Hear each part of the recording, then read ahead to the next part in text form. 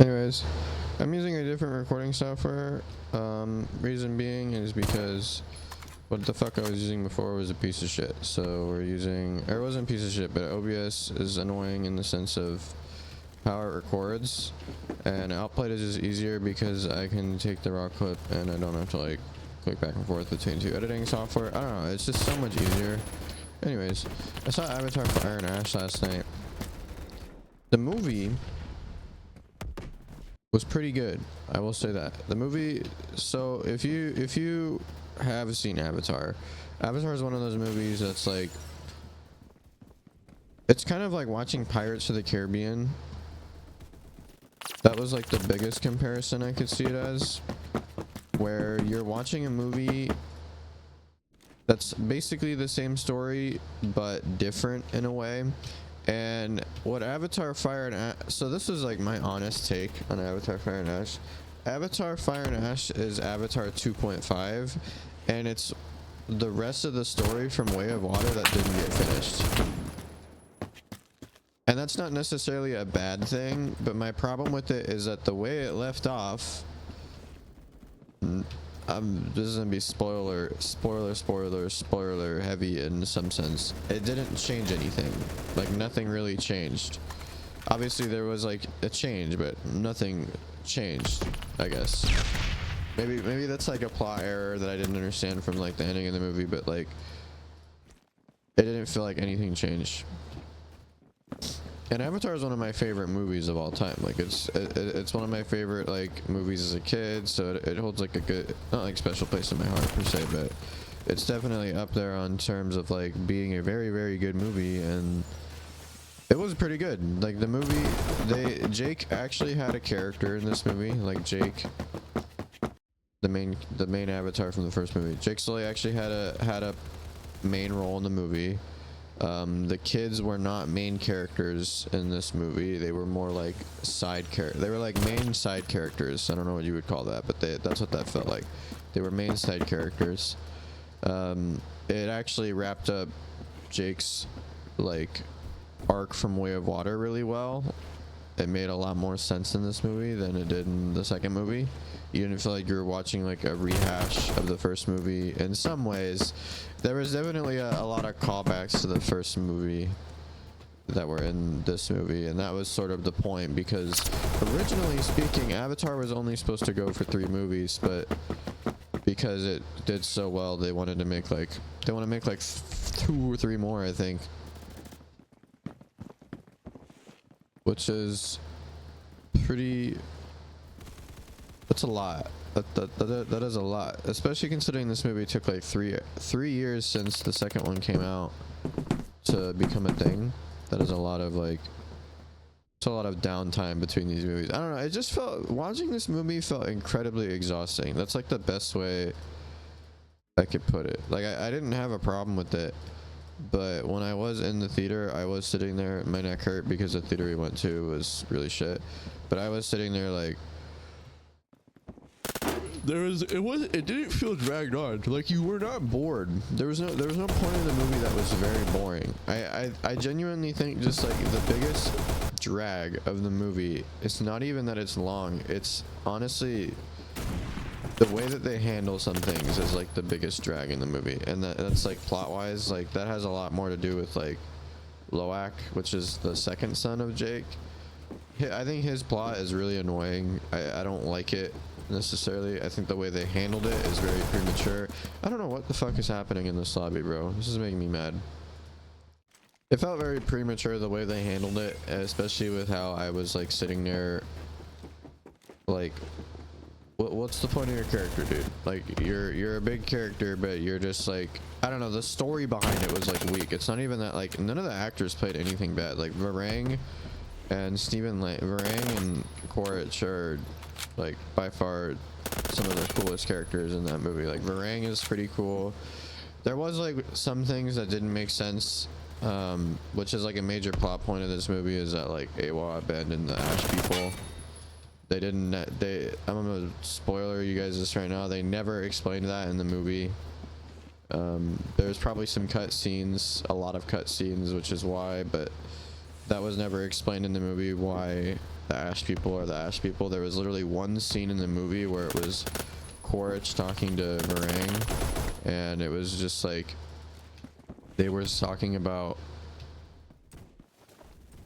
she was like, it was the, how do I explain it, like what were they, she was like, oh yeah, the mountain erupted and my people died and Awa did nothing.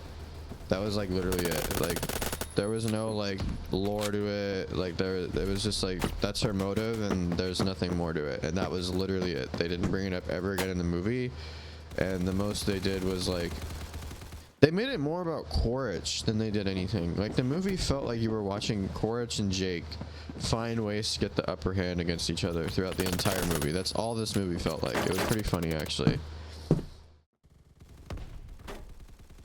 The movie didn't really feel like it was about like, yeah, Kiri and Spider are like two big points in the movie, but it didn't really feel like the movie was about them as much as it was meant to be. I bet there's either a bunch of deleted scenes from this movie that they didn't talk about, or that they just got rid of, or the story was not really where they wanted it to go. I don't know. I mean, I know that like the movie was finished because the guy that worked on Avatar, I forget his name, but the movie is in memorial to him. Huh? I lagged so hard. The movie's in memorial to him. He died last year in June or something like that. He's the guy that like helped James Cameron like kickstart Avatar. Those movies, like, the guy, I know they finish it because if you don't know, the Avatar 3 was filmed in 2017, 2018. That's when they filmed a big chunk of the movie. I think they came back and filmed more, but that was when the majority of the movie was filmed, was in 2017. So it's been a long time since this movie has been filmed, and that probably has a lot to do with it.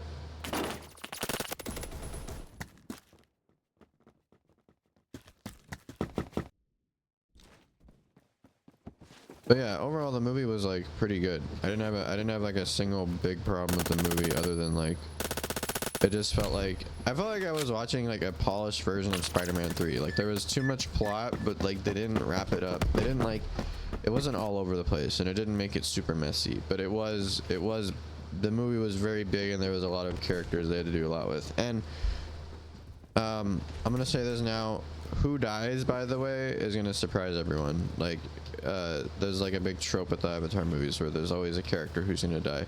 The character that dies is not what people thought, and you're not gonna be like, your heart's not gonna drop when you find out who dies. Like it's not, the character was like, okay, that sucks, but it wasn't like a big, like, oh, this is fucking horrible kind of thing. Like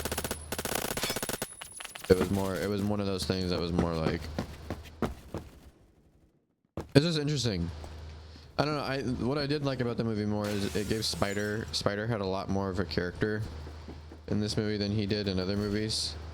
I like that because when I was watching Way of Water, Spider basically meant little to nothing. But the problem was, again, the biggest problem with this movie is it felt like watching the second movie, part 2 of the second movie. And honestly, they should just make Avatar 3 like different, and like make Avatar 2 like a 6-hour movie genuinely, because like there is no point.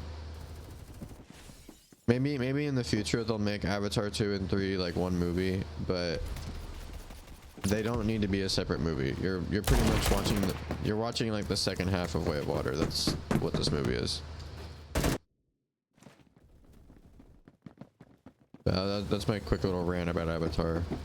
I didn't upload yesterday because I was out and I was trying to like think of something to rant about, and then I got like, I was recording and then I got really caught up with something else, and then I just didn't post. And then I had to go out and watch the movie, which was fun, but movie was definitely interesting. Oh, you know what I was doing yesterday? I was trying to fix my microphone. That's why my microphone sounds different now. It's because, first of all, I plugged my amp back in, so you're hearing it through my Scarlett.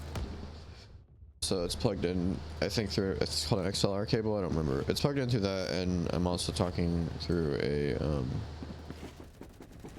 my same mic, but I use voice meter to add some effects to it because honestly, the way the Shure MV7 sounds by default is fucking horrible. Like, the problem with the Shure is that it's not a very bassy mic. It's a very bassy mic, but it picks up too many mids. So you have to like, I had to go on voice meter and lower the mids, raise the bass, and there's like a short end of the high end that needed to be turned up. Otherwise it sounds too bassy, but the Shure picks up too much mid, like late mid to high ends. It's kind of weird. So that's the problem with this microphone, and it needs a compressor really bad. Like the motive, so there's a program that you can use if you don't use an interface that the Shure comes with, where it's basically like a it uses your computer's audio interface to try to add effects to it, and it works, but the compressor sucks.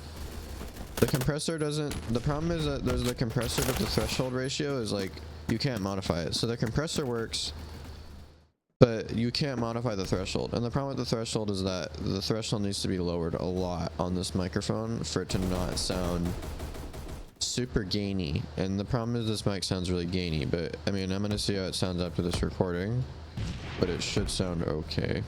That's why I didn't upload yesterday. I was fixing my microphone and testing it. But so you get a video about me yapping about Avatar Fire and Ash, because there's no internet drama except the Epstein files, which I really don't give a fuck about.